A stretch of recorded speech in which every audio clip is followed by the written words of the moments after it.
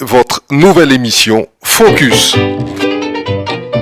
Focus, votre nouveau rendez-vous sur Radio Mayuri. Bienvenue dans votre rubrique Focus sur Radio Mayuri. Notre invité aujourd'hui est Monsieur Henry Griffith, passionné de photographie. Il a travaillé pendant plusieurs décennies à France-Guyane, mais avant cela, il a également collaboré à François.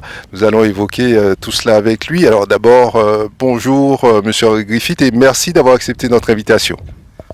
Bonjour, pas de souci. Alors, avant de se focaliser justement sur France-Guyane, parlez-nous de ces années que vous avez passées en France métropolitaine et surtout de vos études dans la photo.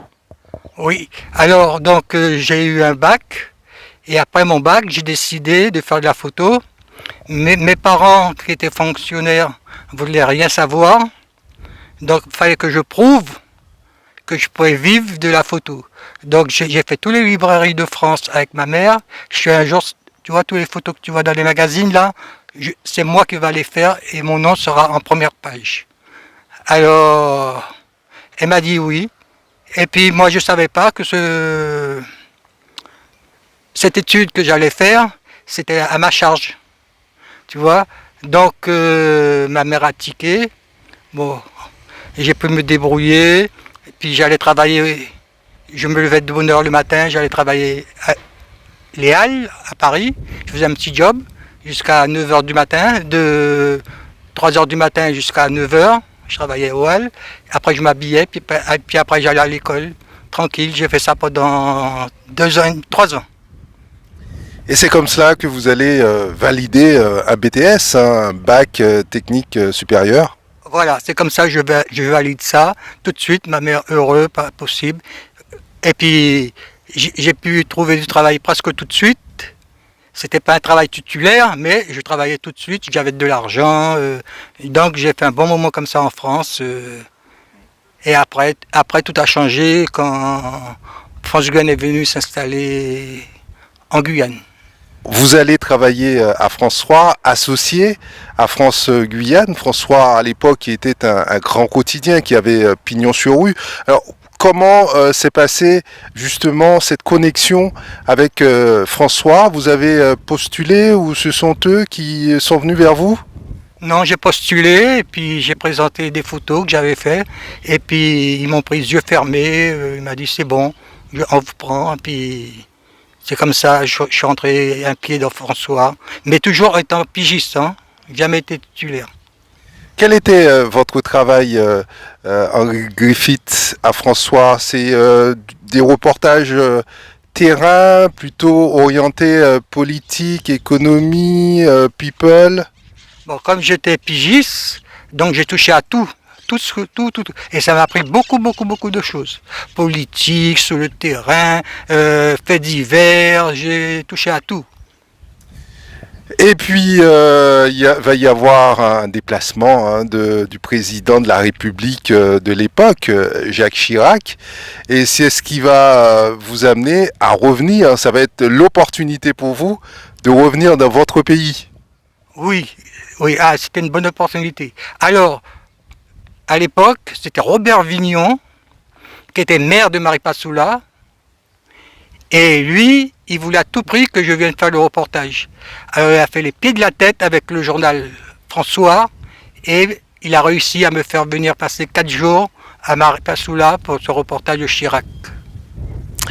Bien évidemment, François va vous proposer à vous de ce déplacement, parce qu'on savait que vous étiez guyanais et que vous seriez heureux. Et vous étiez bon. Et oui, c'était très bon. Hein. Ils aimaient beaucoup mon travail.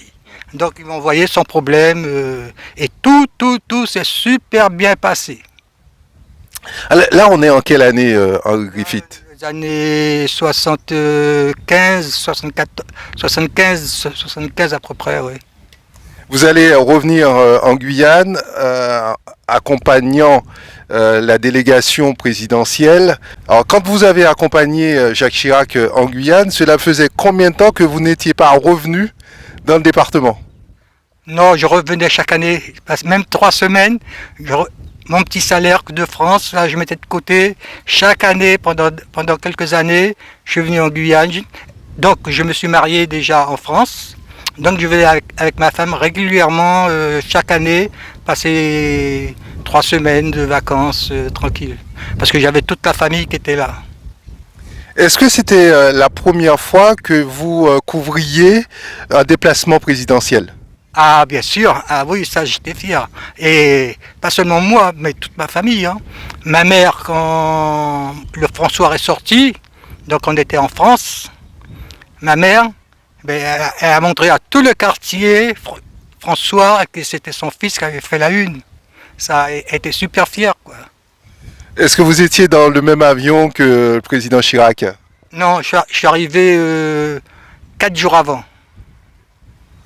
Et donc, vous allez accueillir le président à l'aéroport. Est-ce qu'il y a eu un moment particulier lors de cette visite qui vous a particulièrement marqué? Oui, ça m'a marqué parce que on est dans les années 70 par là, dans les années 70, hein, et quand je disais à toute ma famille que j'allais à Maripasoula, ils ne savaient même pas si Maripasoula existait, tu vois. Alors, ils me disaient, tu vas à Maripasoula, attends, Maripasoula c'est loin, attends, comment on fait pour aller là-bas? Et à l'époque, il n'y avait pas d'avion, hein. Il n'y avait pas d'avion à l'époque. Donc j'ai dit, t'en fais pas, c'est l'armée qui va m'emmener, tout est calé, c'est avec Robert Vignon, tout est calé, je vais faire mon reportage. Et je suis parti, puis tout a marché comme il faut. À l'issue de cette visite, de ce reportage à Cayenne, puis à Maripasoula, vous allez rentrer de nouveau en France. Ah oui, je rentre en France, donc je... Pour reprendre votre travail à France 3. Pour reprendre mon travail à François.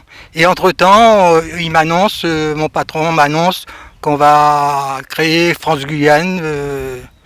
France Guyane. Alors j'ai dit ok, moi je suis bon coup pour y aller. Et moi j'étais tellement pressé, dès qu'il m'a dit ça, je lui faisais confiance. Un an après, je suis rentré à France, je suis rentré direct avec ma femme en Guyane. Et puis, bien sûr, France Guyane n'a pas été créée tout de suite. Donc 3 ans après, France Guyane a été créée. Et entre-temps, comme moi, ma passion c'est la photographie, et j'ai vu avec mes collègues qui étaient sur place qu'eux, ils se débrouillaient pas bien au niveau reportage terrain, quoi. Ils étaient bons dans leur studio. Et puis, ce que j'ai fait, j'ai dit, bon, je vais ouvrir un magasin photo. Et j'ai ouvert un magasin photo que j'ai tenu pendant près de plus de 10 ans. Hein. Alors, pour développer ce magasin photo, c'est le carnaval grâce au carnaval, qui m'a fait développer ce magasin photo vite, très vite. Parce que je faisais des photos, et puis, comme on ne pouvait pas développer à Cayenne, j'allais au Suriname développer toutes mes photos. Et puis, mes 2 grandes vitrines que j'avais, je remplissais ça de photos de carnaval, tu voyais la queue, et à cette époque-là, la vie était belle. Là, la Guyane était chute, comme on dit, et j'embauchais 4 personnes pour travailler avec moi pendant la période de carnaval, pour vendre des photos. Donc d'abord vous vous mettez à votre compte hein, en ouvrant ce magasin photo. Et puis comme vous l'avez annoncé quelques années auparavant, votre patron, France Guyane, va finalement faire son apparition, va finalement être implanté en Guyane. Et vous allez devoir faire un choix entre soit garder votre magasin ou rejoindre la structure France Guyane. Oui, alors, donc, mais ça ne s'est pas fait tout de suite. Hein. Je suis resté 2 ans comme pigiste, en style pigiste. Comme on était tous les deux collés. Donc j'avais mon labo et France Guyane était juste à côté.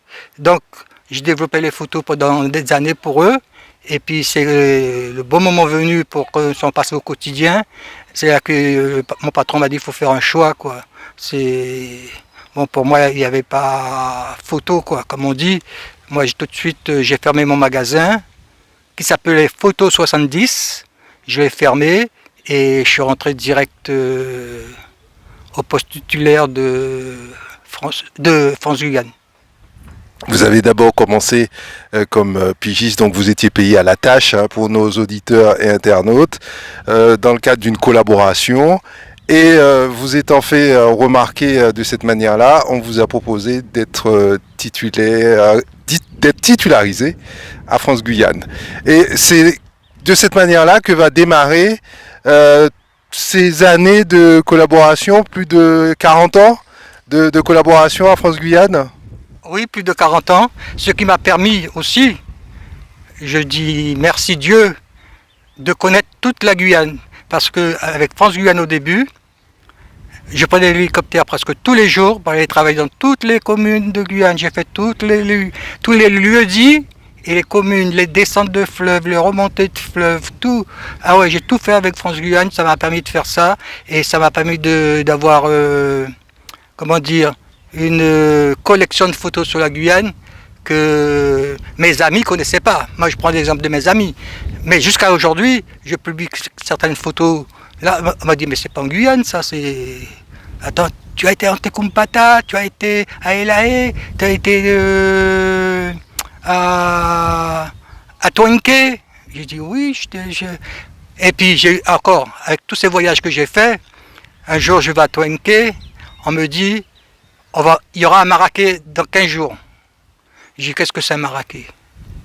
Il m'a dit, maraquet, c'est une grande fête amérindienne de passage de l'adolescence à adulte, avec plein de rites, comment dire, plein de coutumes, de traditions à faire.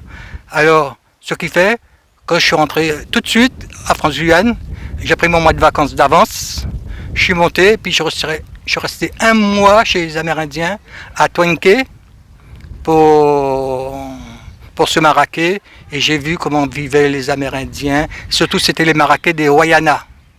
Je suis resté un mois et quelques jours, voir toutes leurs traditions. J'ai mangé comme eux, je me suis promené en calimbé comme eux, je me baignais tout nu avec eux, avec les femmes, les hommes dans le fleuve. C'était la vraie vie, quoi. Et au cours de ces années, Henri Griffith, est-ce que vous avez évolué à France-Guyane ou êtes-vous resté toujours photographe? Non, j'ai évolué un peu, parce que après on m'a donné un poste de responsabilité. C'est moi qui maîtrisais toutes les photos de France-Guyane à un moment, même si j'en étais pigiste, pas pigiste, c'est moi qui supervisais. Je disais ça c'est bon à publier, ça c'est pas bon à publier. Oui, j'ai évolué, oui. Alors, France Guyane, c'est un groupe représenté également en Martinique, en Guadeloupe. Est-ce que vous avez eu, au cours de votre carrière, à faire des déplacements dans le cadre du travail pour réaliser des reportages ou autres dans les Antilles? Oui, beaucoup. Martinique, Guadeloupe, France Antilles, Martinique, France Antilles, Guadeloupe. Oui, j'ai fait beaucoup de reportages, j'ai fait aussi des formations, mais ça n'a pas, comment dire, c'est qu'ils voulaient tous me garder.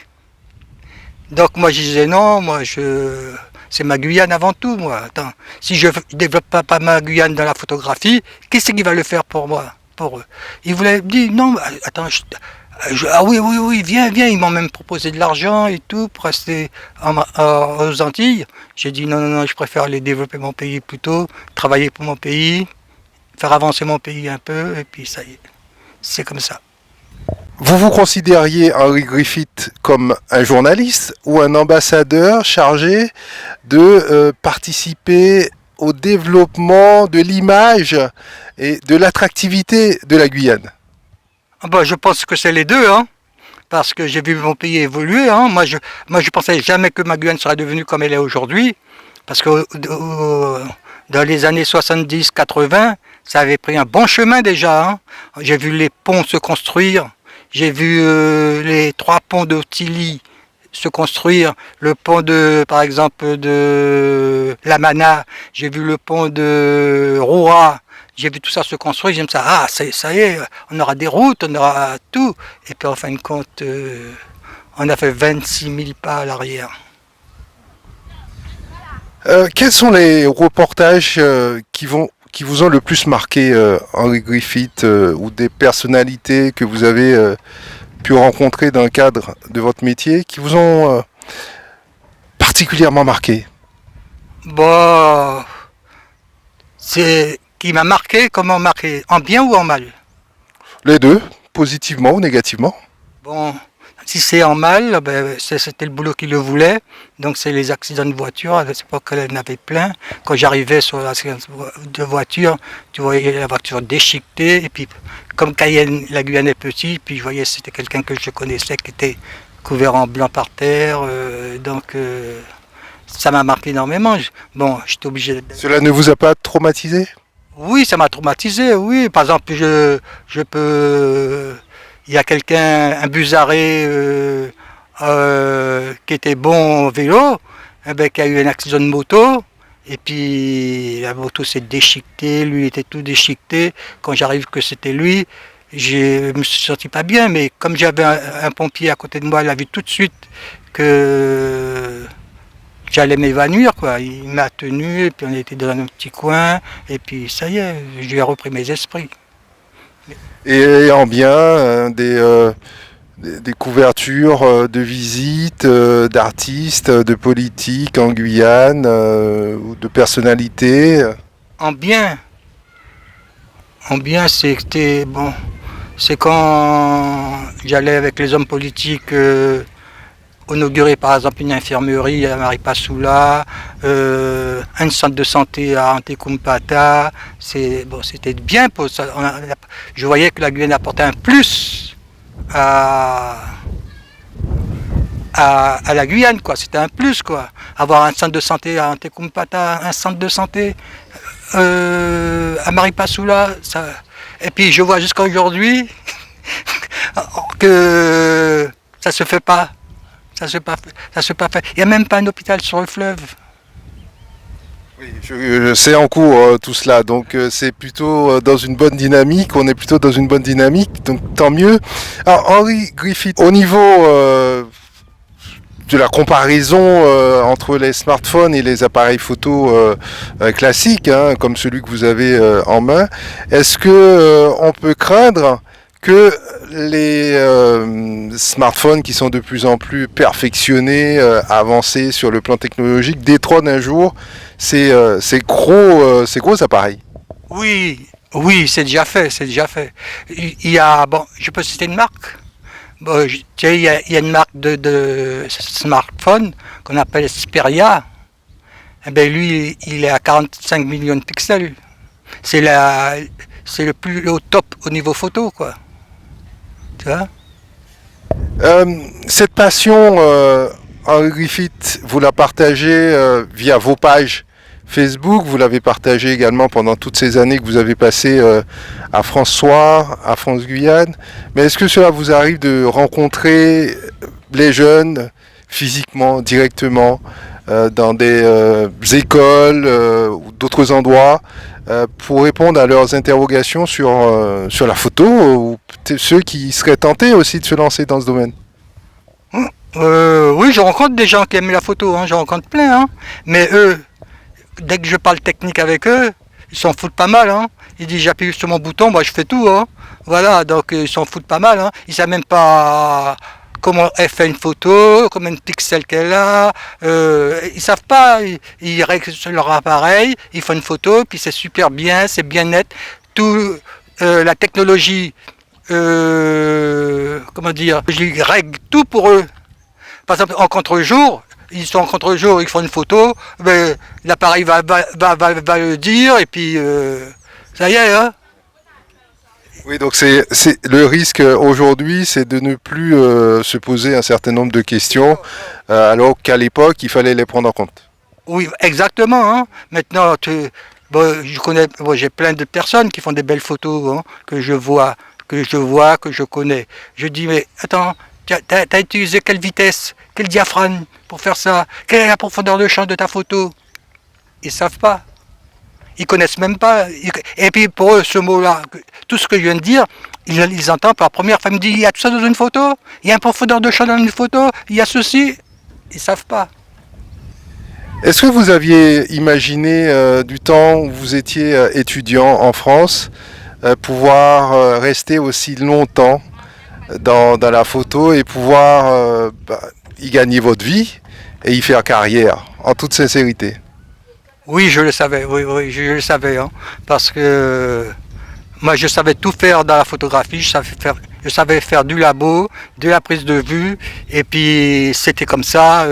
Tu sais, où je t'ai pas dit, c'est que pendant que j'avais mon magasin, j'ai développé une centaine de photos, une centaine de pellicules de photos pour des gens en noir et blanc, tu vois, parce qu'ils voulaient, la couleur n'était pas tellement accessible à eux, et donc ils avaient tous sur leur appareil, des appareils pocket là, tu sais, avec les capsules de la photo, mais il fallait développer ça. Et bien, ils venaient chez moi, à mon magasin, je faisais ça pour eux et tout. Donc j'ai toujours su que je pourrais vivre de la photographie. La photo vous accompagne matin au soir. Votre appareil photo, vous l'avez tout le temps en bandoulière. Quels sont vos projets, Henri Griffith, et on sait que vous êtes présent sur les réseaux sociaux, mais en dehors de cela, parlez-nous un petit peu de votre quotidien. Bon, mon quotidien, tu sais, j'ai accumulé tellement de photos, et pendant des années, c'était de l'argentique. Donc maintenant, l'argentique, j'ai des négatifs à la maison. J'ai un frigidaire, un congélateur avec des négatifs. Et ces négatifs-là, il faut les scanner pour les faire devenir en numérique. Je fais ça toute la journée, tranquille. Et comme c'est ma passion, je peux le faire depuis 8 h du matin jusqu'à 22 h le soir. Moi, c'est... Ah ouais. Vous avez eu la chance de pouvoir vivre et gagner votre vie de votre passion, ce qui est quand même quelque chose d'extraordinaire. Et est-ce que des expositions, c'est quelque chose à laquelle vous y avez pensé, ou en aviez-vous déjà réalisé? Oui, j'en ai fait pas mal en France, parce qu'en France, on me payait pour faire ça. Ici, c'est bon, on ne paye pas. Ici, on ne paye pas, c'est tout est bénévolat. Donc, quand même, je l'ai fait une fois quand même. J'ai fait une fois pour la région Guyane. J'ai fait une fois une exposition photo de tous les artistes des années 70 à les années 90. Tous les artistes sur scène, j'ai fait ça une fois. Ouais. Grâce à France Guyane, j'ai fait une formation parce que moi je suis formé à la photographie traditionnelle, donc révélateur, fixateur, tout. Et quand je suis passé au numérique, eh bien, je suis allé me former pendant 3 mois au numérique. Et aujourd'hui, vous continuez à couvrir des événements, à les publier sur vos pages Facebook, car vous êtes très présent sur les réseaux sociaux. Oui, je veux faire connaître ma Guyane, parce que pour moi, mon but sur Facebook, surtout sur Facebook, je publie des photos, surtout c'est pour faire connaître la Guyane. Mon but, c'est faire connaître la Guyane avant tout. C'est devenu un loisir. Quelles sont ces pages que vous avez ouvertes? Alors, j'ai ouvert une page qui s'appelle Photo 70. Donc cette page-là, elle est formidable pour la Guyane. Il y a tout dessus. C'est les gens qui la suivent depuis au début, hein, depuis au début du numérique. Donc ils savent ce qu'il y a dessus. Ce qui arrive et tout, quand je les ai en ligne, j'ai ça écouté remonter il y a 3 ans, 4 ans, 5 ans, 10 ans. Vous verrez voir la Guyane comment elle était. Voilà. Quel regard portez-vous sur le métier aujourd'hui qui a évolué, Henri Griffith, le papier qui tend à disparaître au profit du numérique justement? Qu'est-ce que cela vous fait comme sentiment? Qu'est-ce que cela vous procure? Bon, ça me fait un peu mal, mais on n'y peut rien, c'est l'évolution. C'est l'évolution maintenant. Je parle avec mes petits-enfants, j'en ai un qui en a 18 ans. Eh ben, lui, je dis la photo, c'est pas faire les photos avec ton portable, c'était pas ça à l'époque. Hein. J'avais mon labo, comme j'ai plein de photos. Donc je lui montre des photos, il me dit tu travailles dans le noir, tu travailles avec une lampe rouge. Beaucoup de personnes ne savent pas qu'on travaillait dans le noir avec une petite lampe rouge, avec révélateur, fixateur, bain d'arrêt et tout ce qui s'ensuit, quoi. C'était chimique, hein. Parce que quand tu as eu ton bac, quand j'ai passé mes diplômes, la photographie, le coefficient de la chimie, c'était le plus haut, hein. Parce qu'il fallait fabriquer ses produits soi-même, hein. Alors les smartphones se sont démocratisés. Tout le monde aujourd'hui, avec son téléphone, prend des photos. On se demande même pourquoi quelqu'un se lancerait dans des études de photographie. Est-ce que... Alors déjà, qu'en est-il au niveau de la formation? Bon, aujourd'hui, il n'y a pas de formation. Il y a la formation de la photo numérique. Donc, ils apprennent plus un ordinateur que vraiment la photo, tu vois. Mais c'est une bonne chose, moi, je trouve, hein. Moi, je regrette pas, hein. Moi, j'ai pris le truc en cours, au bon moment. Moi, j'ai aucune nostalgie, je regrette pas. Et aujourd'hui, la technologie aujourd'hui veut que les photos numériques dépassent la photo traditionnelle au niveau de netteté. Parce qu'une photo traditionnelle, c'est 24 millions de pixels. Une photo traditionnelle faite au labo. Et aujourd'hui, je peux faire une photo à 60, 75, même 80 millions de pixels.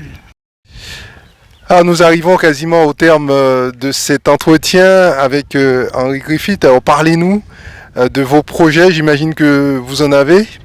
Non, j'ai pas de projet, mais ce que j'ai et j'aurais aimé faire, c'est que mes deux petits-enfants reprennent mes archives et continuent mon travail à faire connaître la Guyane, surtout.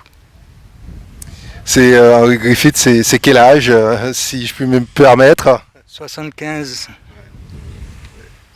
Et vous êtes toujours aussi émerveillé de vous balader en Guyane, d'admirer le paysage, la biodiversité?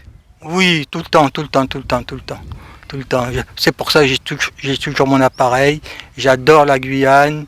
Ah oui, c'est bon. Je suis un peu chauvin, mais c'est mon pays. Je peux pas. Bon, j'aime bien photographier mon pays, voilà. Mais quelles sont les scènes qui attirent votre attention? Qu'est-ce que votre regard certainement a dû s'aiguiser pendant toutes ces années? Qu'est-ce qui va faire que vous allez vous arrêter devant tel ou tel objet? Ou arbre, arbuste? Ah, ben ça c'est une bonne question. On avait oublié un truc. On n'a pas parlé, mais tu sais que j'ai gagné un concours photo international qui s'est passé en France. Ça s'appelle l'arbre du fromager. Cet arbre-là, que j'ai fait la photo à Saül, que j'ai attendu, c'était en saison de pluie, encore en plus, j'ai attendu combien? J'ai attendu 3 jours avant de faire la photo parce qu'il y avait la pluie et tout. Et j'ai réalisé la photo. Et cette photo-là, j'étais fier. Même toute la Guyane était fière de cette photo parce que le parc national de Guyane l'a présenté au concours et elle a fait premier, quoi, tu vois. Félicitations. C'est le seul prix, véritable prix que vous avez obtenu ou il y en a eu d'autres peut-être également?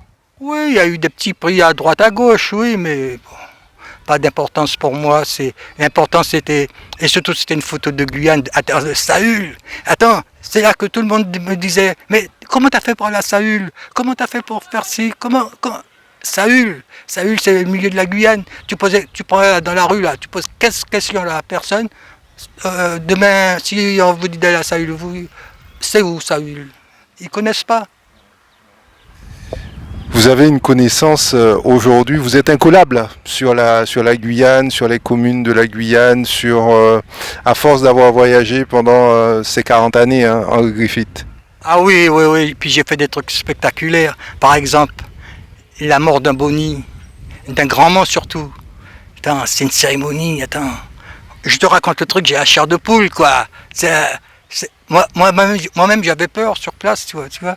Mais j'ai fait des trucs incroyables. C'est voir une cérémonie ou un lever de deuil à Loukou.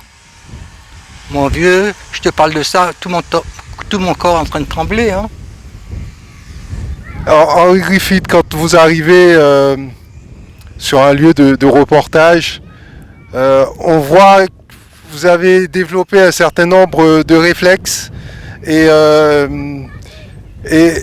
vous allez, qu'est-ce que vous cherchez? Quelle est la première chose que vous regardez quand vous vous rendez sur un reportage photo? Quand vous devez couvrir un événement pour l'actualité, puisqu'on vous voit très souvent bouger, aller directement vers la cible, si je puis m'exprimer ainsi. Mais qu'est-ce que vous cherchez à obtenir? Qu'est-ce qui va faire la différence? Qu'est-ce qu'il faut capter dans cette photo? Oui, c'est bon. Tout ce que tu as dit là, toutes tes questions là, c'est vrai. Mais moi, dès que j'arrive quelque part, j'ai pas du tout le même œil que toi. Par exemple, on est là, j'ai déjà vu plein de choses que t'as pas vu toi. C'est ça qui m'attire. Tu vois, c'est ça qui m'attire. Je veux pas rester là pour faire la photo de là. Non, si je me mets là, l'angle est mieux. Tu vois, mais ça, j'ai développé ça inconsciemment. J'ai développé ça. Puis mon œil est comme ça, quoi. On n'y peut rien, quoi. C'est l'œil du photographe, quoi. Quel conseil, Henri Griffith, à 75 ans, que vous pourriez donner aux jeunes Guyanais et aux jeunes du monde qui nous regardent grâce aux réseaux sociaux et aux jeunes qui sont passionnés par la photo et qui aimeraient en faire leur métier, pourquoi pas? C'est possible encore d'en faire son métier? Il faut vraiment avoir beaucoup de talent, beaucoup de chance, surtout la chance. Parce que des talents, il y en a plein, hein. Parce que tu sais, pendant quelques années, j'allais en France voir des expositions photo, je connaissais plein de talents, mais vivre de la photographie, ça, c'est autre chose. Aujourd'hui, vivre de la photographie, c'est autre chose. Et les conseils que vous pourriez leur donner? Le conseil que je peux les donner, hein, c'est d'avoir de la chance de rentrer dans un organisme qui peut trouver du travail, mais surtout, même de lui-même, la personne de lui-même, il peut faire tous les jours des photos, apprendre à cadrer, lire ils n'ont même pas besoin d'aller à l'école comme j'ai fait, lire, savoir cadrer une photo, et puis surtout aujourd'hui, savoir le logiciel, par exemple Photoshop, il faut savoir l'utiliser à fond, quoi. Et puis une fois qu'ils savent faire ça, ils vont faire des belles photos et tout. Donc vous avez dû apprendre également à faire des montages, Henri Griffith. Au départ, c'était pas forcément ce qu'on vous demandait. Ah oui, arrivé le numérique, j'ai fait plein de montages, oui, plein. Ah oui, j'ai appris à faire des montages. Oui, c'est... De toute façon, ça vient tout seul. Des montages tout seul, ça vient tout seul, apprendre des montages, des recadrages et tout ça, ça vient tout seul. Vous avez évolué avec ces années et le métier. Ouais, avec ces années-là, tu évolues tout seul. Hein. T'as pas besoin... Et puis, tu sais, quand on connaît bien, aujourd'hui, quand on connaît bien son Photoshop, on peut faire tous les retouches qu'on veut. Mais avant, quand c'était du papier, c'était avec des petits pinceaux, avec de la gouache, on faisait on cherchait des petits détails, on les retirait comme ça, quoi. Merci beaucoup Henri Griffith pour cette interview qui est historique, hein, puisqu'on a quand même parlé de 50 ans de carrière dans la photo, un parcours exceptionnel de Paris qui vous a emmené ici en Guyane. Vous avez parcouru le territoire de l'est à l'ouest, du nord au sud. Vous avez rencontré énormément de monde. Vous êtes une personnalité locale et surtout vous êtes guyanais. Oui, je suis guyanais. Hein. Moi, c'est un petit moun Laro 51. Alors, tu vois, mieux boulevard, il n'y a pas. Mes parents ont une maison toujours à la rue Madame Paillet, tu vois. Henri Griffith, merci beaucoup. Merci beaucoup. Retrouvez votre nouvelle émission Focus. 30 minutes pour mieux comprendre l'actualité en Guyane et découvrir les acteurs de notre territoire. Focus, c'est du lundi au vendredi, première diffusion à 8h30, puis rediffusée à 13h10 et 19h10. Focus, votre nouveau rendez-vous sur Radio Mayuri.